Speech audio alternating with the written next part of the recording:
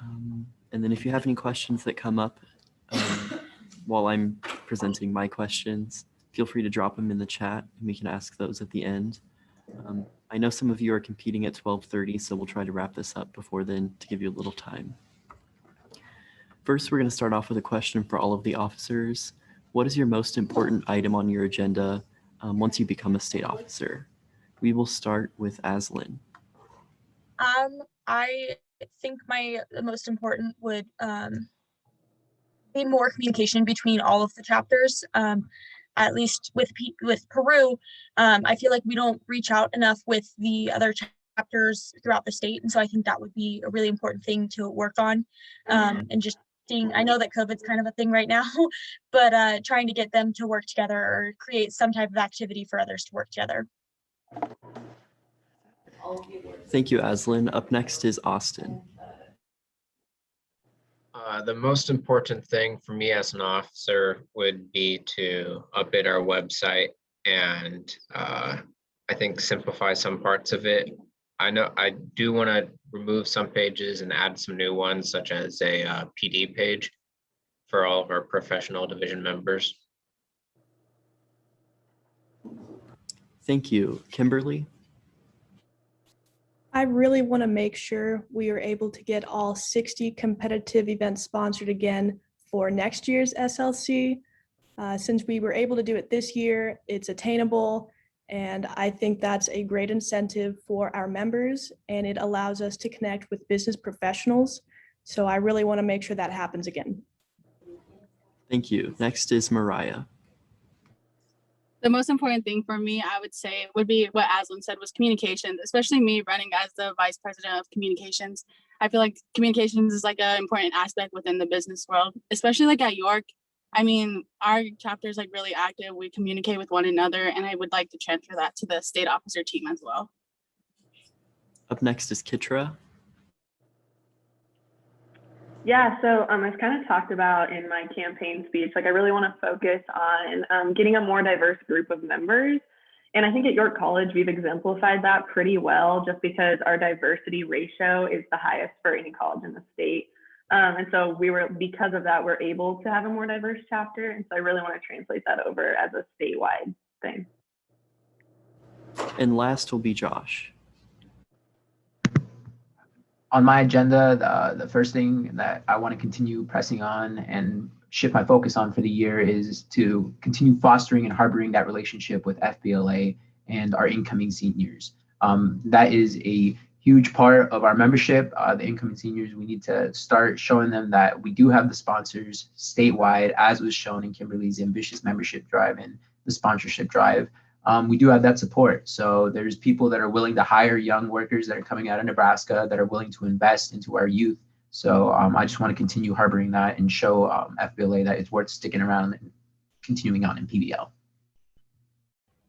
Up next will be a question for Kimberly. What are you most proud of accomplishing professionally? Is this for anything, or is it specific to PBL? It can be about anything. Okay. I am going to focus on the What's in Your Briefcase series that Josh and I created over this last year. We started on that in the summer and built the structure and everything from the ground up. And we started out really ambitious, and we had these big plans, and then we realized maybe that was a little too much to start with for the first year.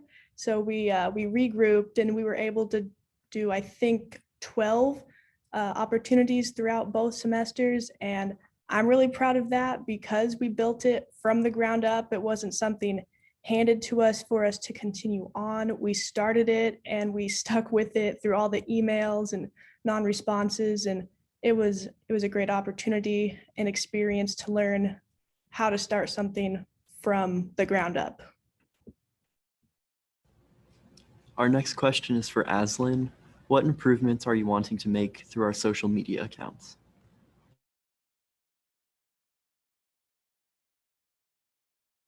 I think you might be muted. Sorry, I kind of forget that I have to mute myself.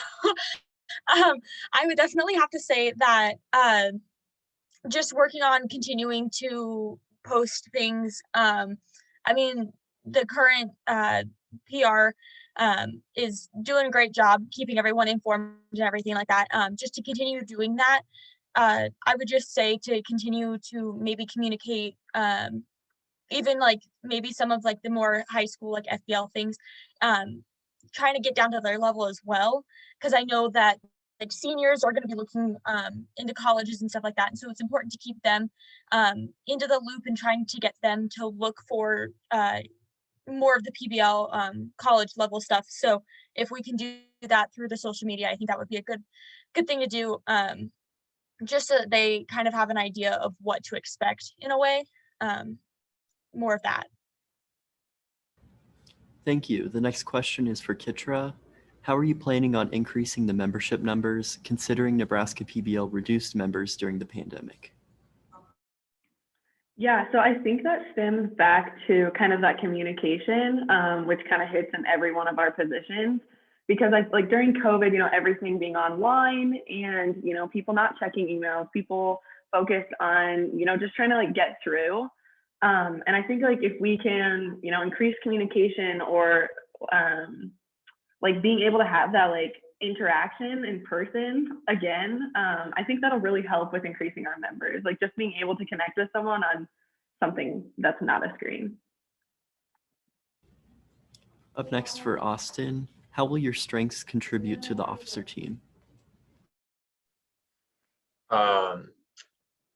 Towards the officer team, it's a hard question. Well, I'm pretty good with communicating my ideas to people about technology and explaining things. And so with other people's ideas for communication or the What's in Your Briefcase series, I can really help apply that to the website quite well. Thank you. The next question is for Josh. COVID-19 has brought many challenges to student organizations, especially in regards to membership recruitment and retention. How would you lead your team to overcome these challenges? Time and again in American history, we've reached and faced adversity. And time and again, we as a nation have stepped up and faced that right in its face and overcame that. So I think it's just after this whole year that we had, many of us faced altered schedules, many of us faced altered communications. I think that we know that although there might be a light at the end of the tunnel, it's important to keep working and do what we can with what we have during this year. So I implore us to look at all the opportunities that are available. Just look at the sponsorship drive. 60 companies, individual companies decided to give us cash, sponsor each one of these events. That just speaks to how much opportunity there is still. And so I hope that the state officer team inbound this year can really, get a real focus dialed in early. And so we can just start pushing that immediately, because it's a year-long process and it's a great process. It's a process I loved last year, and I hope to really bring about some change. Thank you. The next question is for Mariah. What do you see as the best channel of communication to reach both members and advisors? I think the best one would probably be email, but I know a lot of people do not check their emails. So I feel like we could be able to host Zoom meetings in order to of course, get the communication out to both PBL members and advisors. Like I said, email, yeah, I get emails, but I don't fully read through it. I feel like I should make, I guess you could say actually attention grabbing in order to get those. So that's actually a pretty good question, I know. But I honestly would just say possible Zoom meetings, face-to-face interactions, and yeah. Thank you. This next question will be for all of the officers. So we'll go in the same order, starting with Aslyn. What is your favorite FBLA PBL memory? Well, I guess last year was during the fall time, was technically the only time that I've really been able to do kind of more of an event type based thing where I was able to meet a lot more people throughout the state. And it was for the Fall Leadership Conference. I believe it was held at Gallup. It might have been. I think that was probably my favorite one to go to, that I can really relate to the most. It was just kind of like an eye-opening experience for me. just to kind of see what PBL was like and what they have to offer.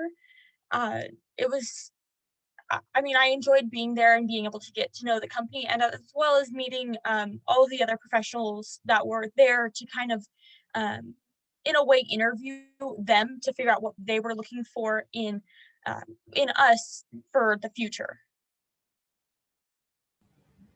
Austin? Sorry, can you repeat that one more time? My computer audio like cut out. Yeah, what is your favorite FBLA PBL memory? My favorite memory of specifically for FBLA was down in San Antonio, where a group of friends and I went looking for the bats under the bridges and stuff. We weren't able to find them or anything, but it was really cool to explore the city. Kimberly? Tough question, but if I have to pick, I'll say when I was in FBLA and I attended nationals in Baltimore, and I was the only one from my school who attended, so I ended up hanging out with a group from another school, and we just like walked along the docks and got ice cream. And PBL, FBLA, both of them allow you to meet people from other schools, other states. It's just a great business networking connections, but getting to hang out with people and realizing how much you have in common and just enjoying each other's company. Mariah? So we honestly, back at my high school, we never had FBLA, we had BPA, which is similar to what we have right now. But I would say my junior and senior year, I would qualified for nationals, and I went to California and Dallas. But my senior year, I was the only one that qualified for nationals. And like Kimberly said, like meeting new people, being able to network with so many different companies and workshops, like it was just so fun. And like just basically exploring Dallas was really nice because I'd never been to Texas, and just being able to see like statues and other little buildings that like even I think it was like the Teddy Roosevelt, that one of them, like where he got shot, was really nice, and like it was just so fun. Kitra? I think my favorite memory would have to be from nationals freshman year. And while we did win, like that was really awesome, but I think like more so just like the networking I was able to do down there. Like I met two people that will probably be my friends for like the rest of my life. Like, and one's from Pennsylvania, one's from Mississippi. So I think just having that like connection and being able to form that in something where I may have never met those people ever, I think that would have to be my favorite memory. And Josh? My favorite memory was when I was at JUCO at Northeast and we were at nationals. We were just alerted about the finalists for accounting analysis and decision making for that year. And we were the only two-year school that was going against other schools like Arizona State, Texas Tech, Louisiana, Southern Hills Business School in Pennsylvania. These are all just fantastic universities with great programs and studies.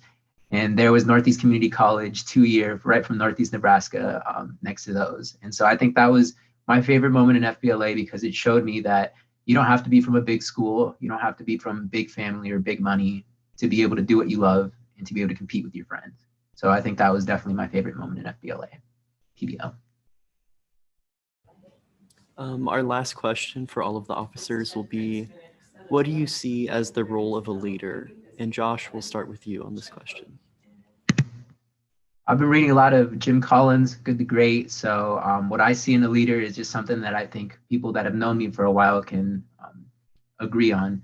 What I see is somebody that can be in that leader role, in that manager role, team member role, executive or individual. That person that doesn't shy away from predatory attacks, that opens up and accepts conflict, doesn't issue blame, but rather is curious. I think that leader is one that would propel the company forward, propel our organization forward.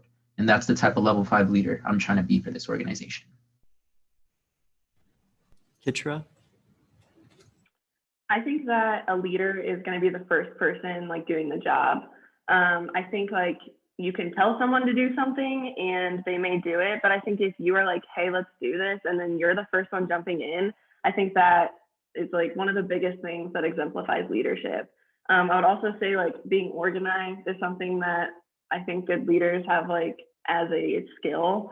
And then just being able to like communicate and be personable with all the people you're leading, I think is really important as well. Mariah? I feel like to be a good leader, I feel like you would have to lead by example. And by that, I feel like you're being able to show someone how to lead and just like giving off that like communication, the advice and other like things in order for them to better themselves. Like a leader, yeah, I would be definitely communication. And yeah. Kimberly? I think a leader is someone who can bring a team together and they know how to adapt to each of their team members' communication style, how they work. They know how to bring the best out of their team, and they're good at delegating those tasks. You don't want a leader who's trying to do everything themselves. You want one who says, "What can I help you with? But otherwise, I trust you to do your job well." Austin? The most important thing I think about a leader is ownership for their actions and the actions of everyone else on their team. I read a book back at the beginning of college called Extreme Ownership by Jocko Wilkins, and he really talked about the responsibility someone has to take as a leader and what you need to get done. And Aslan? Well, everyone else's answers are all essentially summing up what I want to say, but I would definitely say what I see in a leader is you're working. It's all about a communication. Communication is key, and I know that like that's kind of cliche to say, but if you don't have communication, no one can work together. You can't get anything done. It's definitely if your leader can do it and show you how to do it the correct way, I believe that then it can later on the road be shown to others the correct way. That way that you guys can all work as a team, work together, get everything that you need done. But it's really if your leader can show you and do the thing that they're supposed to do, then that only proves how much more your team is willing to do for you as well.